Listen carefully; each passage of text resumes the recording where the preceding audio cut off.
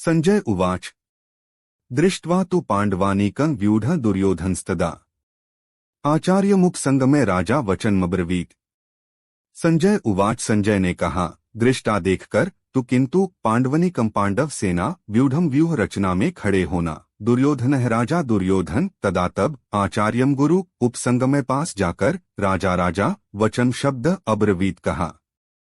संजय ने कहा है, हे राजन, पांडवों की सेना की व्यूहरचना का अवलोकन कर राजा दुर्योधन ने अपने गुरु द्रोणाचार्य के पास जाकर इस प्रकार के शब्द कहे।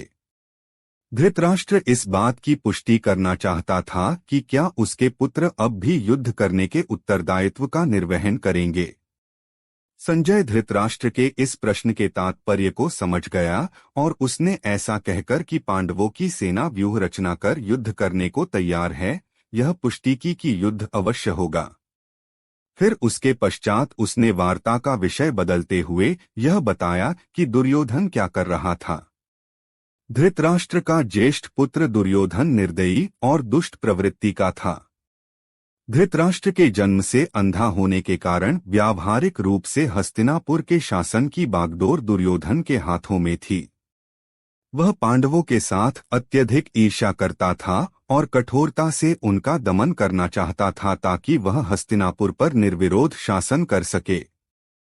उसने यह कल्पना की थी कि पांडव कभी भी इतनी विशाल सेना एकत्रित नहीं कर सकते जो उसकी सेना का सामना कर सके। किंतु अपने आकलन के विपरीत पांडवों की विशाल सेना को देखकर दुर्योधन व्याकुल और हतोत्साहित हो गया। ऐसे में दुर्योधन का अपने गुरु द्रोणाचार्य के पास जाना यह दर्शाता है कि वह युद्ध के परिणाम के संबंध में भयभीत था। वह द्रोणाचार्य के प्रति अपना आदर प्रकट करने का ढोंग करते हुए उनके पास गया, किंतु वास्तव में वह अपनी चिंता को कम करना चाहता था। इसलिए उसने अगले श्लोक से आरंभ होने वाले 9 श्लोकों में इस प्रकार से कहा।